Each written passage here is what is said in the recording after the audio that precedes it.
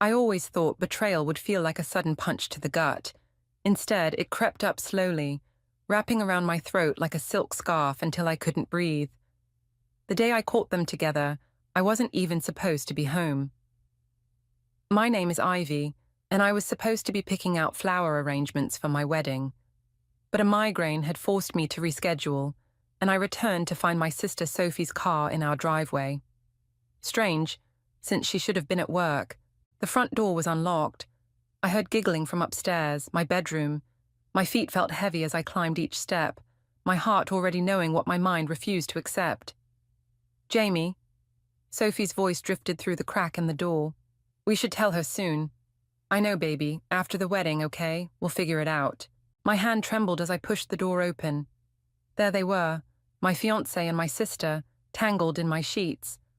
The same sheets Jamie and I had picked out together at Bed Bath & Beyond last month. Ivy, Sophie scrambled to cover herself, but Jamie just sat there, frozen. Oh God, this isn't...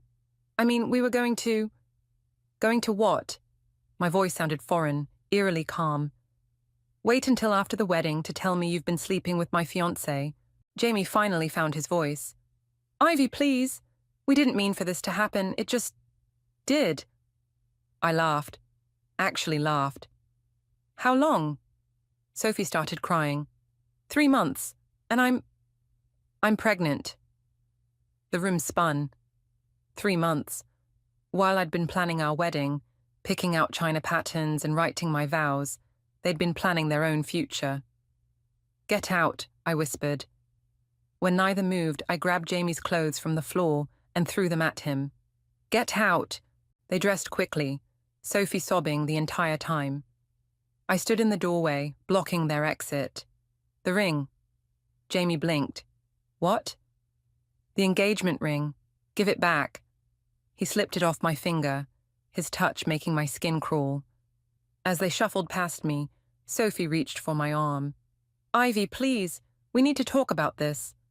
I jerked away. Don't touch me, ever again. The next few days passed in a blur. My mother called constantly, leaving voicemails that grew increasingly frustrated. Ivy, you need to come home. Sophie's devastated. She needs her sister right now. I finally answered on the 4th day. She needs me? Are you serious? Sweetheart, these things happen. Sophie and Jamie. They're in love, real love, and with the baby coming. Stop, my voice cracked. Just stop. We're having a family dinner tonight, she continued as if I hadn't spoken. Everyone will be there. We need to discuss the situation like adults. I showed up against my better judgment. The dining room felt suffocating. Sophie and Jamie sitting together, my mother hovering anxiously, my father staring at his plate. We're getting married next month, Sophie announced, her hand protectively over her stomach. A small ceremony, nothing fancy. My mother beamed. Isn't it wonderful? You'll be an aunt, Ivy. I stood up so quickly my chair toppled backward. Wonderful. My sister sleeps with my fiancé, gets pregnant, and that's wonderful. Now, Ivy, my father finally spoke, what's done is done. We need to move forward as a family. A family? I grabbed my purse. You want to know what family does? Family protects each other. Family doesn't steal your happiness and expect you to celebrate their betrayal. Sophie started crying again.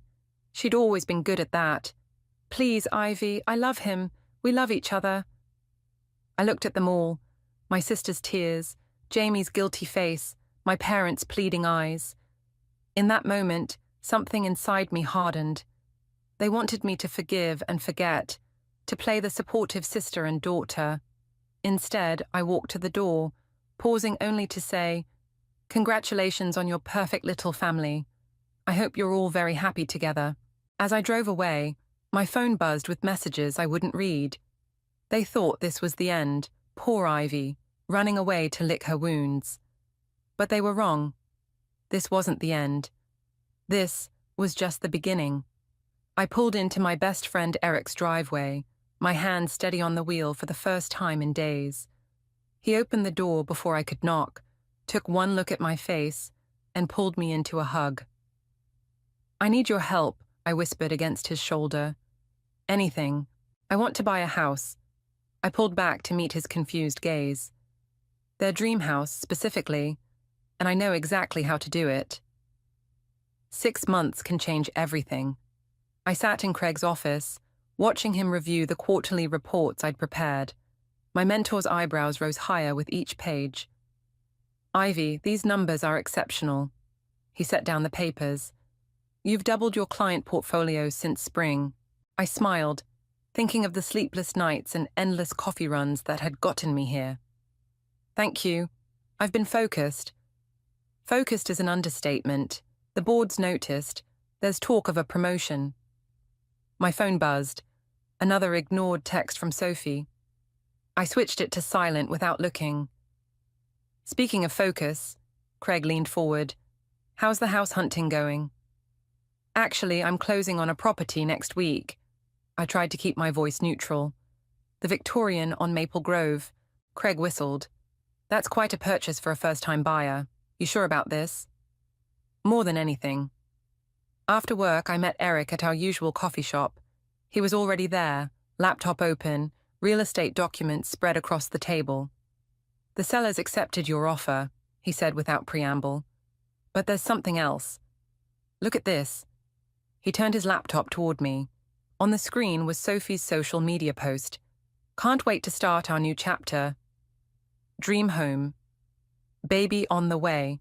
Below was a photo of her and Jamie in front of the same Victorian house I was about to own. They don't know, I said, sipping my coffee. They think they're getting it. Ivy. Eric ran a hand through his hair. Are you absolutely sure about this? Once you sign those papers... They're meeting the realtor tomorrow, I cut in, to make their offer. An offer they can't afford, by the way. I've seen Jamie's financials. How did you... Denise in accounting. She owed me a favor. Eric closed his laptop. You've thought of everything, haven't you? Almost. I pulled out my phone, showing him the invitation I'd just received. Sophie's having a housewarming party next month, for a house she doesn't own yet. My phone rang. My mother this time. I declined the call. They're going to hate you for this, Eric said quietly. They already do. They just pretend they don't. The next week passed in a blur of signatures and legal documents. I sat in my lawyer's office, pen hovering over the final paper. Once you sign, she said, the house is yours. All renovations and modifications will be at your discretion. I signed. Walking out, I bumped into Denise from work. Hey, I was just heading to your office. Did you hear about Sophie and Jamie? My stomach tightened. What about them? Their loan application was denied. They're devastated. Sophie's been crying all over Facebook about losing their dream home. I forced a sympathetic frown. That's terrible. I know, and with the baby coming... Denise lowered her voice. Your mom called the office looking for you. Said Sophie really needs her sister right now. I'm sure she does. Back at my desk, I opened my email to find the contractor's quote for renovations. The amount would barely dent my savings. Unlike Sophie and Jamie, I'd been smart with my money. My phone lit up with a text from Eliana. Family dinner tonight. Please come. They're announcing the baby's gender. I typed back, can't. Working late. You can't avoid them forever, she replied.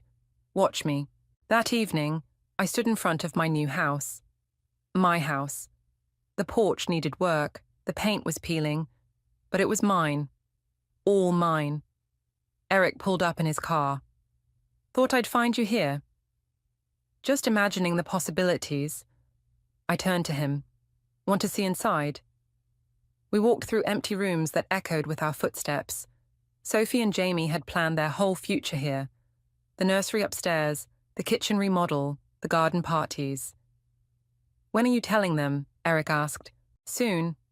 I walked to the bay window, the one Sophie had gushed about on social media. They're having a girl, you know. Found out today. Ivy. Don't. I pressed my hand against the cool glass. Don't make me feel guilty about this. They didn't feel guilty about what they did to me. My phone buzzed again. This time, I looked. It was Sophie's housewarming invitation, sent to the entire family group chat. Join us in celebrating our new home. Can't wait to share this special moment with everyone we love. Eric read over my shoulder. She still doesn't know. No. I smiled, remembering the renovation schedule I'd just approved. But she will. Very soon. I took one last look around what would have been their dream home. In 30 days, the contractors would arrive. In 31 days, Sophie and Jamie would realize exactly what they'd lost. And I would be there to watch it all unfold. "You're different lately," Denise said, studying me over lunch. "Calmer, almost scary calm." I stirred my salad, watching lettuce leaves swirl like tiny green boats. "I'm just focused on work." "Please, you're plotting something." She leaned closer. "Spill." Before I could respond, Sophie walked into the restaurant, her baby bump now obvious under her flowing dress. I ducked behind my menu, but it was too late. "Ivy," she waddled over, Jamie trailing behind her. "I've been trying to reach you for weeks." "I've been busy." I kept my voice light, professional. The restaurant was full of my colleagues. "Congratulations on the gender reveal." "You'd know more if you'd come to family dinners." Sophie pulled up a chair uninvited. "We miss you." Jamie stood awkwardly beside her. "Hey, Ivy." I ignored him, gathering my things. "Sorry, I have a meeting." "Wait." Sophie grabbed my arm. "The housewarming party. You're coming, right? We found another house, even better than the Victorian. Everything happens for a reason, you know." I met her eyes. "Does it?" "Of course, like me and Jamie. Sometimes the universe knows better than we do." Denise choked on her water. "The universe." I stood up. "Right. Well, I wouldn't miss your housewarming for anything." Outside, Denise caught up with me. "Okay, what was that? You looked like you were about to either cry or commit murder." "Neither." I checked my phone, an email from the contractors confirming next week's start date. "I'm just giving the universe a little help." Back at the office, Eric was waiting by my desk. "Emergency best friend meeting. Now." He dragged me to the stairwell, our usual spot for private conversations. "I just overheard Jamie on the phone. He's in trouble, Ivy. Big trouble." "What kind of trouble?" "Gambling debts. He's been betting on sports games, losing big. That's why they couldn't get the house loan." I leaned against the wall. "Does Sophie know?" "No. He's telling everyone they chose a different house because it's better for the baby." Eric ran a hand through his hair. "This changes things, right?" "Changes what?" "Your plan. I mean, they're already suffering. Maybe that's enough." I thought about my mother's voice messages, all about how Sophie needed support, how blessed they were, how I needed to move on. About Jamie's hand on my sister's stomach at the restaurant, the same hand that used to hold mine. "No," I said, "it's not enough." That night, I drove past their current apartment. The lights were on, shadows moving behind curtains. They looked happy, normal, like they hadn't destroyed someone else's life to build their own. My phone rang. Eliana. "Before you say no," she said when I answered, "hear me out. Family brunch, Sunday, just you and me." And, okay, yes, Sophie and your mom will be there. But so will I, running interference. Please, I hate being stuck between everyone." I sighed. "Fine, 1 hour." Sunday arrived too quickly. I walked into the cafe to find Sophie already crying. "These hormones," she sniffled as I sat down. "I'm just so happy you came." My mother beamed. "See, this is what family does. We come together." Eliana caught my eye and mouthed, "Sorry." "So," Sophie wiped her eyes, "the new house is perfect. The owners accepted our offer right away. Jamie says it's meant to be." "When do you move in?" I asked, knowing the answer. 3 weeks, just in time to set up the nursery before I get too big." She pulled out her phone. "Want to see the photos? The previous owners are doing some renovations before we move in." I looked at the pictures, my house, my renovations. "Lovely." "We're thinking of calling her Ivy," Sophie said suddenly, "after you, to show there are no hard feelings." The cafe went silent. Even my mother looked uncomfortable. "No," I said quietly. "You don't get to do that. But you don't get to steal my life and then name your baby after me like it makes everything okay." Sophie's lower lip trembled. "I thought you'd be honored." "Honored?" I stood up, my chair scraping loudly. "You want to honor me? Try not sleeping with my fiancé next time." "Ivy," my mother hissed, "people are staring." "Let them stare." I grabbed my purse. "I'm done pretending everything's fine." Eliana followed me outside. That was intense. It's about to get more intense. I showed her the contractor's schedule on my phone. They start tomorrow. "The renovation that Sophie thinks the sellers are doing?" "Exactly." She studied me for a long moment. "You know this won't make you feel better, right?" "Maybe not." I watched through the window as Sophie cried on our mother's shoulder. "But it'll make them feel worse." And right then, that was all that mattered. Eliana's birthday party felt like walking into a minefield. The backyard was filled with familiar faces, all pretending not to watch me as I navigated through the crowd. Eric squeezed my hand reassuringly. "We can leave any time," he whispered. "Not yet." I spotted Jamie by the drinks table, checking his phone with a worried expression. "This is getting interesting." Sophie waved from her seat of honor, surrounded by gift bags full of baby items. Trust her to hijack someone else's birthday party. "Ivy, come feel the baby kick." "I'm good." I grabbed a glass of wine, watching Jamie slip away to make another phone call. Eliana appeared beside me. "He's been doing that all afternoon. Sophie thinks he's handling work stuff." "Bookie stuff, more likely," I muttered. "What?" "Nothing." I forced a smile as my mother approached. "Ivy, darling, Sophie's about to open the presents. Come sit with us." "Actually," I raised my voice slightly, "I'd love to hear more about the house, Sophie. The renovations must be almost done." Sophie brightened. "Oh my God, yes. The contractors have been amazing. They're painting the nursery this gorgeous shade of lavender." "Contractors," Jamie interrupted, returning from his call. His face had gone pale. "What contractors? The ones doing the renovations before we move in?" Sophie frowned.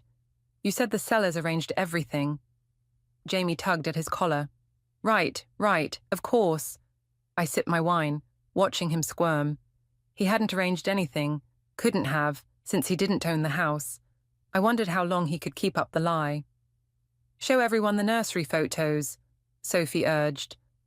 Jamie's phone rang again. "Sorry, I need to take this." I followed him around the corner of the house, staying just close enough to hear. "I know I'm late on the payment," he hissed into the phone.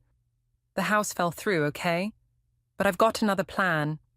No, please, just give me 2 more weeks." "Problems?" I stepped into view. He jumped, ending the call. "Jesus, Ivy, were you spying on me?" "Karma's a funny thing, isn't it?" I leaned against the wall. "One minute you're on top of the world, the next. What's that supposed to mean?" "Nothing," I smiled. "Just thinking about how quickly things can change. Houses slip away, debts pile up." His eyes narrowed. "What do you know?" "I know Sophie would be devastated to learn about your gambling. Almost as devastated as I was when, there you are." Sophie waddled around the corner. "What are you two talking about?" "The house," I said smoothly. "Jamie was just telling me about all the special features. The bay window, the vintage fireplace, the original hardwood floors. Isn't it perfect?" Sophie beamed. "We're so lucky. The master bedroom has this amazing crown molding." "That's being replaced," I cut in. Jamie's head snapped up. "What?" "Oh, you didn't know. The contractors are replacing all the crown molding. And the hardwood floors. And that vintage fireplace. Gone by Thursday." Sophie's face fell. But we chose that house because of those features." "Jamie, you said nothing was being changed." He shot me a panicked look. There must be some mistake." "No mistake." I pulled out my phone, showing them the contractor's latest photos. "See? They're making good progress." "But why would the sellers—" Sophie's voice trailed off as she studied the images. "Wait, that's not—" Jamie, that's not our house. Of course it is, he said quickly. It's just the angle. No, look at the address in the background. She zoomed in on one photo. That's the Victorian we lost. Why do you have renovation photos of a house we don't own? I watched the colour drain from Jamie's face as his house of cards began to collapse. Someone else bought it, he stammered. The loan. We couldn't. Then why are you acting like we're moving in? Sophie's voice rose. Why are there contractors? Why did you let me plan a housewarming party? Other guests were starting to stare. My mother hurried over. What's going on? I'd like to know that too, Sophie said, tears streaming down her face. Jamie? He opened his mouth, closed it, then turned and walked quickly toward his car. Jamie. Sophie tried to follow but stumbled. My mother caught her arm. What did you say to him? My mother demanded. I shrugged. Just the truth, for once. Sophie sank into a nearby chair, one hand on her stomach. I don't understand. We picked out paint colors. We measured for curtains. How could he lie about this? I caught Eric's eye across the yard. He nodded slightly, my cue to leave before the real storm hit. Happy birthday, Eliana, I called out, heading for the gate. Thanks for having me. Behind me, I could hear Sophie's sobs, my mother's soothing murmurs, and the growing whispers of gossip. Phase 1 was complete. Now for the real surprise. The contractor's boots echoed through the empty house as he showed me the progress. We've gutted the master bedroom and nursery as requested. The new fixtures arrive tomorrow. I ran my hand along the exposed beams, all that remained of Sophie's dream nursery. Perfect. And the timeline? We'll be done 2 days before their supposed move-in date. He checked his clipboard. Though I still don't understand why we're renovating exactly what they wanted to keep. Sometimes people don't know what they really want, I said, stepping over a pile of vintage crown molding. Until it's gone. My phone buzzed, Eliana calling. I answered on speaker while examining paint samples. Sophie's a mess, she said without preamble. Jamie finally came clean about the gambling. She's staying with your parents. How much does he owe? Enough that they're selling her engagement ring, the one he gave her after, I selected a deep charcoal for the master bedroom. Sophie hated dark colors. Karma's working overtime. This isn't funny, Ivy. She's pregnant and homeless. She's not homeless. She's at Mum and Dad's, probably being told how none of this is her fault. A crash from upstairs made me jump. The contractor shouted down, Sorry, just removing that built-in bookcase. Where are you? Eliana asked suspiciously. Working late. I hung up before she could ask more questions. The next morning, I arrived at work to find Denise waiting at my desk. You will not believe what I just heard. Try me. Jamie's been embezzling from the company. Small amounts, but it adds up. He thought he could gamble it back before anyone noticed. I set down my coffee. How much? Enough for prison time. She leaned closer. He's cleaning out his desk right now. I walked to the break room, timing it perfectly to refill my cup as Jamie packed his personal items into a cardboard box. Our eyes met across the room. Happy now? He asked quietly. Not yet. I know you're behind this somehow. He stepped closer. The house, the contractors, the audit that caught the missing money. Prove it. His hands clenched around his box. I loved you once, No, I corrected him. You loved what I could give you. Stability, status, a future. Then Sophie offered something more exciting. She needed me. And now, I gestured at his box. Does she still need you? An unemployed gambling addict with possible prison time. Security arrived before he could respond, escorting him out. I watched from my window as he loaded his box into his car, then pulled out my phone to check the contractor's latest update. The Victorian was transforming daily. Gone were the vintage details Sophie had swooned over, replaced by modern fixtures and stark colours. The garden she'd planned to plant was now a concrete patio. Eric texted, Saw Jamie being escorted out. You okay? Better than okay, I replied. Coming to see the house later. Someone should witness your descent into supervillainy. That evening, Eric walked through the renovation with me, shaking his head at each change. You're really going scorched earth with this. They wanted their dream home. I showed him the plans for the industrial-style kitchen, replacing Sophie's hoped-for farmhouse design. Dreams change. Speaking of changes, he pulled out his phone, showing me Sophie's latest social media post. A tearful announcement about postponing the housewarming due to unforeseen circumstances. Unforeseen, I scoffed. She should have seen everything coming the moment she decided to sleep with my fiancé. And what about your parents? They're caught in the crossfire. I remembered my mother's voice messages, all about supporting Sophie, understanding Sophie, forgiving Sophie. They chose their side. My phone lit up with a text from an unknown number. It was Jamie. Please, she's pregnant. Just tell me who bought the house. We can work something out. Still taking calls from your ex? Eric peered over my shoulder. Not for long. I blocked the number, then opened my email to approve the final renovation changes. You know, Eric said carefully, there's still time to stop this. Sell the house, take the profit, start fresh somewhere else. I walked to the bay window, the last original feature left. Tomorrow it would be replaced with floor-to-ceiling modern glass. They took everything from me, I said quietly. My future, my family, my trust. Now I'm taking something back. And after, when the house is done and they're broken, what then? Before I could answer, headlights swept across the window. A familiar car pulled into the driveway. Is that... Eric moved beside me. Sophie stepped out of her car, staring up at the house. My house, with tears streaming down her face. Showtime, I whispered, heading for the door. What are you doing here? I called from the porch, making Sophie jump. Ivy? She squinted through the darkness. Why are you in our house? Your house? I stepped into the light. That's interesting. Show me the deed. Sophie's hand went protectively to her stomach, her default move lately. The sellers never accepted your offer, I finished, because they'd already sold it to someone else. Understanding dawned slowly across her face. No, you didn't.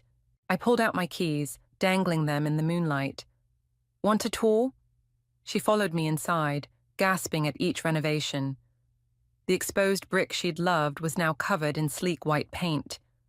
The vintage staircase had been replaced with modern floating steps. You're destroying it, she whispered. I'm making it mine. Eric hung back, watching us circle each other like wary cats. Sophie's eyes were red-rimmed, her designer dress wrinkled. Why? Her voice cracked. To hurt me? Why did you sleep with my fiancé? I countered.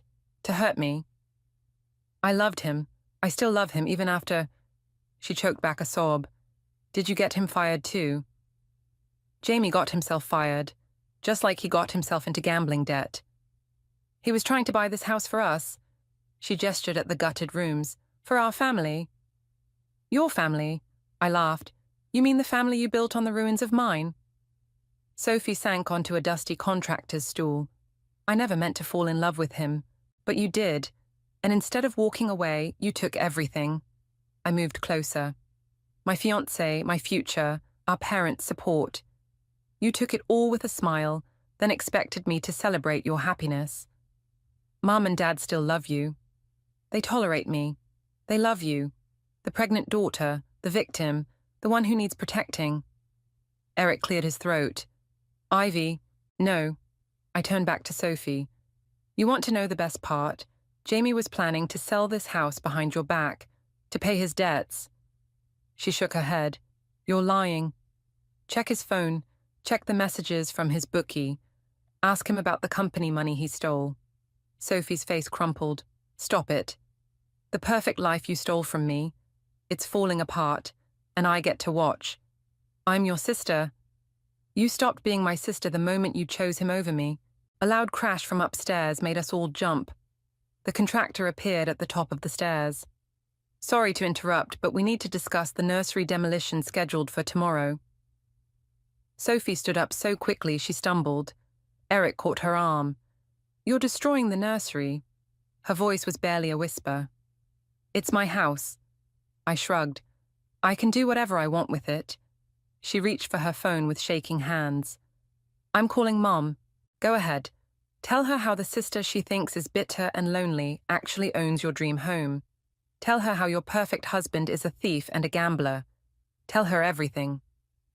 Instead of dialing, Sophie sank to the floor, sobbing. Eric shot me a concerned look. Maybe we should get her out of my house. Good idea. But as I moved to help her up, Sophie grabbed my arm. Please, we can fix this. All of it. I'll leave Jamie. I'll tell Mom and Dad the truth. Just, please don't take our home. For a moment, I wavered. She looked so small, so broken. My little sister, the one I'd protected since childhood. Then I remembered finding her in my bed with Jamie. Remembered her pregnancy announcement at my cancelled wedding venue. Remembered every family dinner where she played the victim while I was cast as the villain. You're home. I stepped back. This was supposed to be my home. With Jamie. Before you took that future and made it yours. Ivy, get out. When she didn't move, I raised my voice. Get out! Eric helped her up, guiding her toward the door. She paused in the doorway, one hand on her stomach. You know what's worse than having something stolen from you? She asked quietly. Becoming the kind of person who enjoys stealing from others. The door closed behind them with a final click. I stood in my gutted house, listening to Sophie's car start up and drive away. My phone buzzed, a text from the contractor. Nursery demolition still on for tomorrow. I stared at the message for a long moment, Sophie's words echoing in my head. Then I typed back, proceed as planned. Because some wounds run too deep for mercy. The morning of Sophie's housewarming party dawned bright and clear. I watched from my bedroom window as the bulldozer rolled up the driveway right on schedule. My phone hadn't stopped buzzing since dawn. First Eric, are you sure about this? Then Eliana. Sophie's decorating the house right now. She has no idea. Finally, my mother. Please don't do anything foolish today. I didn't respond to any of them. At exactly noon, cars began arriving. I recognized them all. Family, friends, colleagues. Sophie had invited everyone to witness her perfect life. Ready? Eric asked, appearing beside me. I straightened my blazer and grabbed the envelope from my desk. Time to crash a party. We walked across the street just as Sophie was welcoming guests on the front porch. She froze when she saw me. You're not supposed to be here. Actually, I smiled, you're not supposed to be here. The bulldozer's engine roared to life. Sophie spun around, her face draining of color as it approached the pristine front lawn. What's happening? My mother pushed through the crowd. Ivy, what have you done? I pulled the papers from my envelope. I'm renovating my property. Jamie appeared, looking haggard. What do you mean, your property? She owns it. Eric's voice carried across the suddenly silent gathering. She bought it months ago. Sophie swayed on her feet. But we signed the papers yesterday. The realtor... Show me. I held out my hand. Show me these papers. Jamie stepped forward. I have them right here. No, Sophie interrupted. You said you had them, but I never saw them. I never actually signed anything, did I? The bulldozer inched closer to the freshly planted garden. Jamie, Sophie's voice rose. Did you lie about the papers too? He backed away. I can explain. Explain what? I pulled out another document. The gambling debts? The embezzlement? Or how you plan to sell this house, my house, to pay it all off? Gasps rippled through the crowd.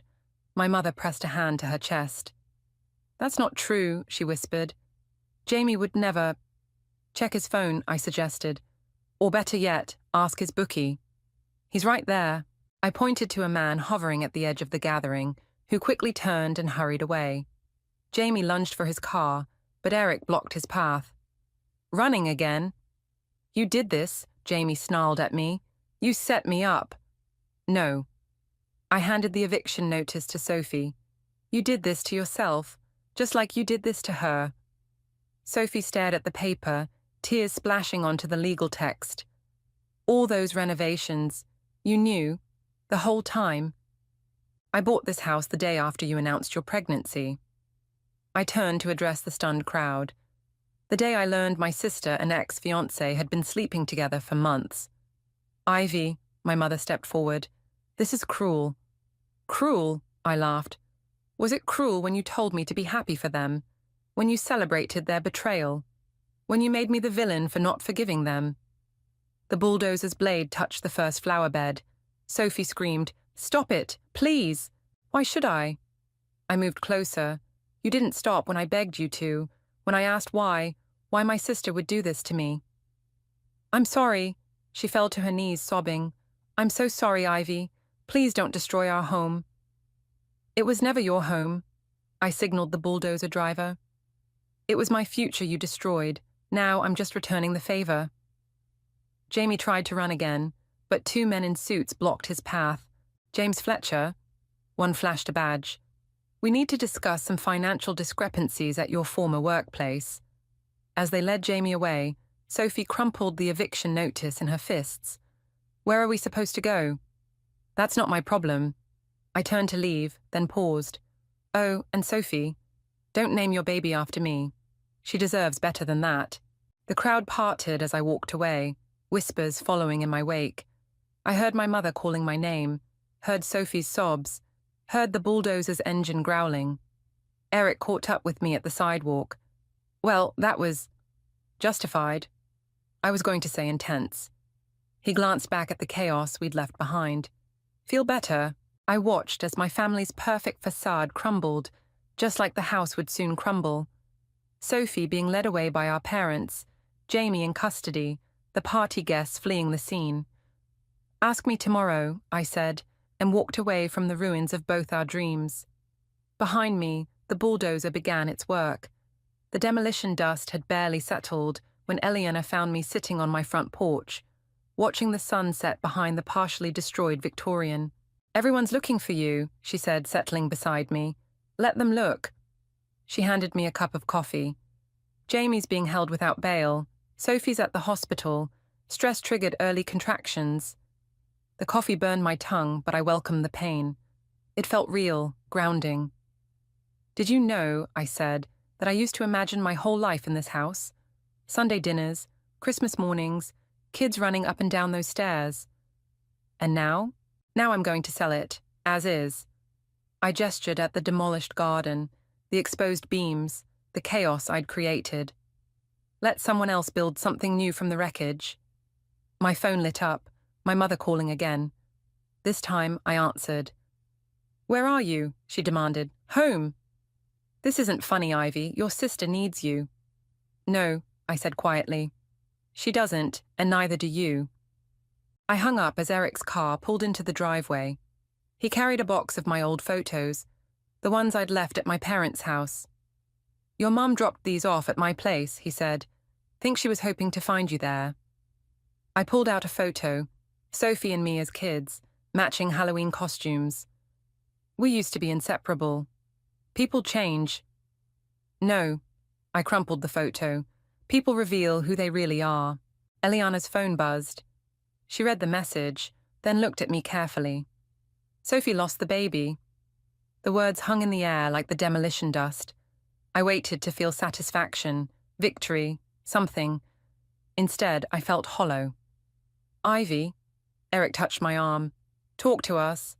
I wanted them to hurt like I hurt. I stared at the ruined house. But this isn't what I wanted. What did you want? I don't know anymore. Headlights swept across the lawn as another car approached. Sophie stepped out, looking pale and small in her hospital gown. You shouldn't be here, Eliana started, but Sophie held up a hand. I need to say something. I stood, facing my sister across the debris-strewn yard. She looked at the destruction around us, then back at me. I deserved this, she said softly. All of it. I destroyed your life because I was jealous. You had everything. The perfect fiancé, the perfect future. I wanted to prove I could take it all away. Sophie, let me finish. She wrapped her arms around herself. I told myself it was love, that Jamie and I were meant to be. But really, I just wanted to win. To be the sister everyone chose for once. They always chose you. No. She shook her head. They needed to take care of me because I was a mess. But you were the strong one, the successful one, the one they were proud of.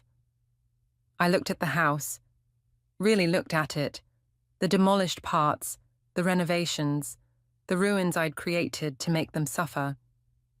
I became exactly what they thought I was, I whispered, bitter, vengeful, cruel. We both did. Sophie wiped her eyes. I lost everything today. Jamie, the baby, our parents' trust. But the worst part, I lost you long before that, the day I decided my jealousy was more important than my sister. Eric and Eliana backed away, giving us space. In the growing darkness, Sophie and I stood among the ruins of both our lives. I can't forgive you, I said finally. I know. But I don't want to hate you anymore. She nodded, tears streaming down her face. What happens now? I looked at the bulldozer, still waiting for tomorrow's demolition, at the house that had become a monument to revenge rather than healing. Now, I said, we both start over, separately. Will you ever talk to me again? Maybe. Someday. When it doesn't hurt to look at you. She turned to leave, then paused. For what it's worth, I'm sorry. Not because I got caught, or because everything fell apart, but because I broke something that can never be fixed. I watched her drive away, then turned to Eric and Eliana. Call the contractor. Tell him to stop the demolition. You're keeping the house? Eric asked. No. I took one last look at the Victorian. My dream home. My instrument of revenge. My prison of bitterness. I'm going to restore it. Not for Sophie. Not for revenge. But for me. Then I'm selling it and moving somewhere new. Running away? Eliana asked. No. I smiled, feeling lighter than I had in months. Moving forward. Because sometimes the best revenge isn't destruction. It's rebuilding yourself from the ruins others left behind.